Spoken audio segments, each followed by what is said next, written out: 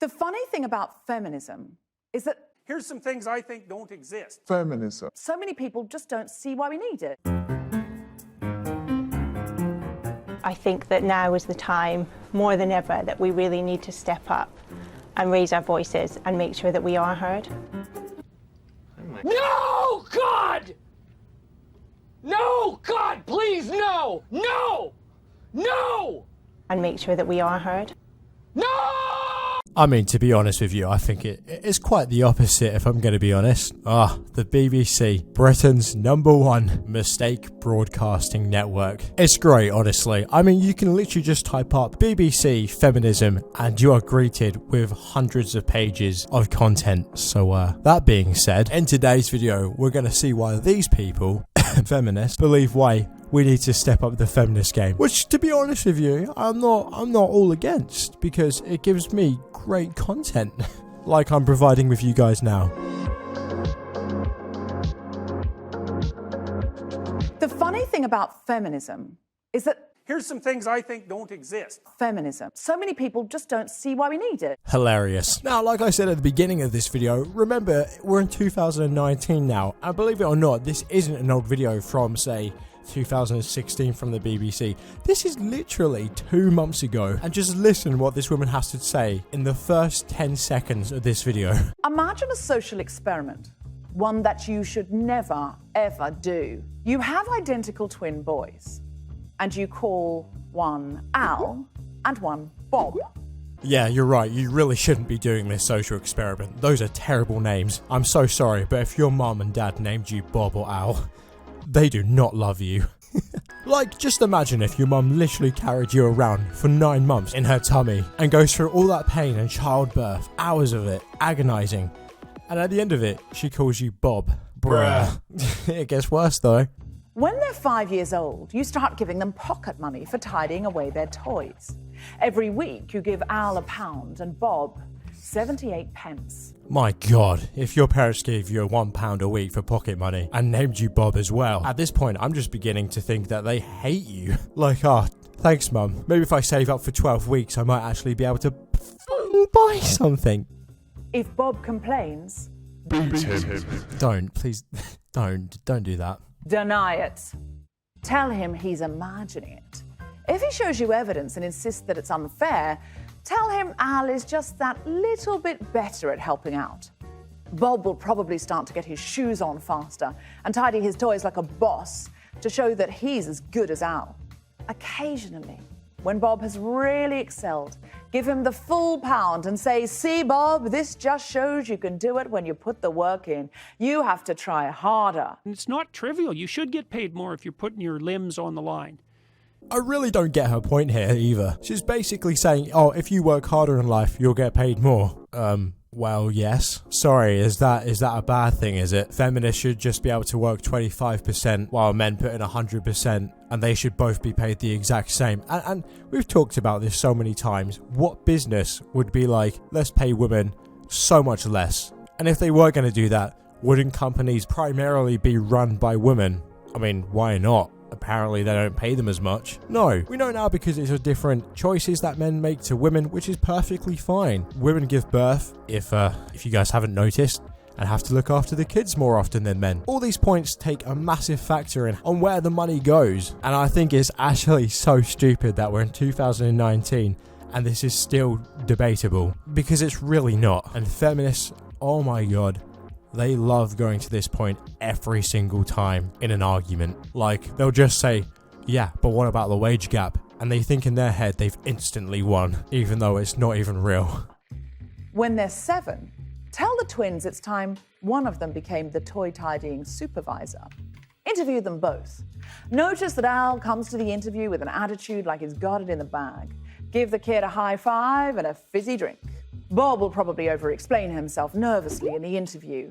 Do nothing to relax him until he starts to look defeated. When you give Al the job, congratulate him and tell him he's a born leader. Yeah, that's right, guys. When you're going in for a job interview, The person that is interviewing you should hold your hand and help you through every single question and make you feel as comfortable as they possibly can. And when someone else comes in that absolutely nails the interview, how dare they? They shouldn't pick them. They should pick the person that stutters a lot and over-explains and clearly isn't the better person suited for that job. What kind of argument is this? This is actually so dumb. If businesses were to run like this, none of them would be as successful as they are today.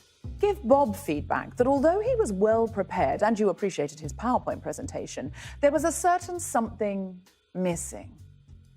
Tell him he needs to be more like his brother, that he's lacking a certain confidence. Right, well, I honestly don't think I can watch any more of this video, otherwise I'm just going to have a 10-minute seizure, so we're probably going to end it here. And if you think it stops here with the BBC, like I said, they've got hundreds of pages of this kind of absolutely great content. Let's watch another one. They were pretty horrifying first-hand accounts of being unable to access those products and having to use makeshift items, newspaper, rags, or otherwise just staying at home unable to go to school at all because they had their periods. I was completely appalled that that could be the everyday experience of girls in modern Britain.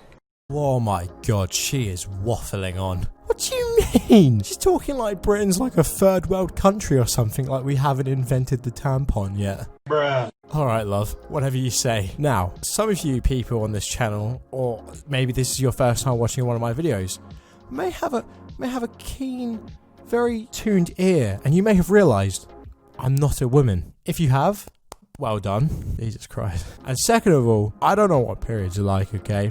I'm gonna put that out there. But I can imagine they're probably very painful and uncomfortable, and it's probably like an intense, the worst stomach ache I've probably ever had. So I'm guessing when these girls don't go to school, probably because they're just in so much pain that they don't want to go to school. That's like saying, well, you know what, I didn't know in modern day Britain that these boys sometimes feel sick and get ill. I didn't know that was still going on in my country. She's taken something there and probably twisted it to the point where it benefits her right-wing opinion. Because believe me, I live in England. This doesn't happen. But at the moment, we're not doing enough to tackle the causes of the pay gap. So we have to address the unequal impact of caring roles in society. At the moment, we don't support and enable dads to take leave.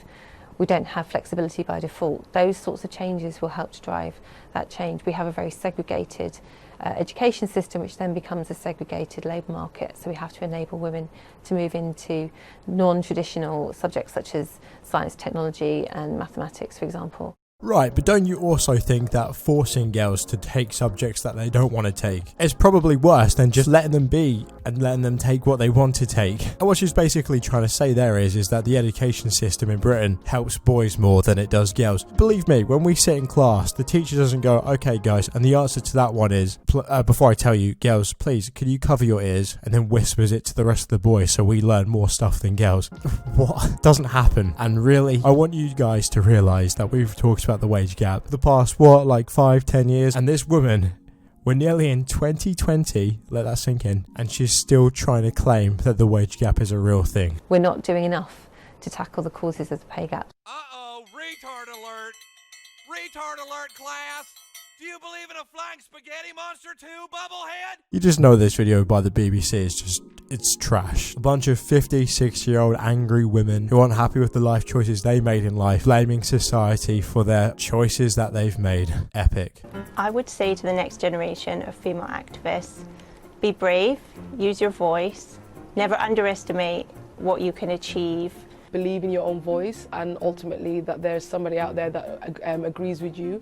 There is no such thing as an original idea. There's probably somebody else who's just as angry and as upset about the things that you're upset about. Yeah, well, just because someone agrees with you doesn't mean it's right. It's like saying the earth is flat in the 1500s. Most people probably would have agreed with you. Was it right? No, probably just offended a bunch of flat earthers now too. You really can't say anything in these videos without offending someone. So now the dislike button on today's video will be dislikes from flat earthers and feminists. Great. So do sort of do your research and find other women to really stand in solidarity with. Women always have to reinvent their activism and have to reinvent equality for them, the fight for themselves, and that's true. But don't disconnect yourself from the women who've gone before. Basically, saying you have to reinvent and create new ideas to be angry about is not really the best thing to be telling young women. Why can't there be less videos of this and more videos of what do you want to do in life? Whatever it is, Stick to it. Work hard and you will achieve it. Why do these videos always gotta be, oh, you didn't achieve what you wanted? Probably because of those sexist men. Pigs. We can make change so much more effectively than we could before. Old power structures still exist and they can be hard to access or to penetrate.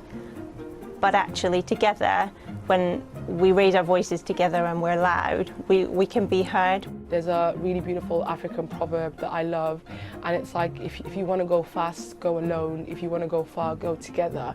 And I do think collective working is a really key to achieving your goal, and also to ensure that you take care of yourself and don't burn out. Yeah, that's right. Make sure you take care of yourself and don't burn out when you're fighting against myths that aren't even real. Amazing. But anyway, boys and girls, I'm probably going to end the video here. If you guys did enjoy today's video, make sure to hit that like button. Tell me what you think in the comments down below as well. Who do you think should have got the job? Bob or Al? No one cares. Also, let me know what you guys think about these two videos. Is it me overanalyzing, or are they just generally dumb videos and make absolutely no points whatsoever? But I hope you did find it entertaining nonetheless. And also, guys, if you could come over and follow me on all my social medias, as is always really appreciated. And I'll see you all in the next video.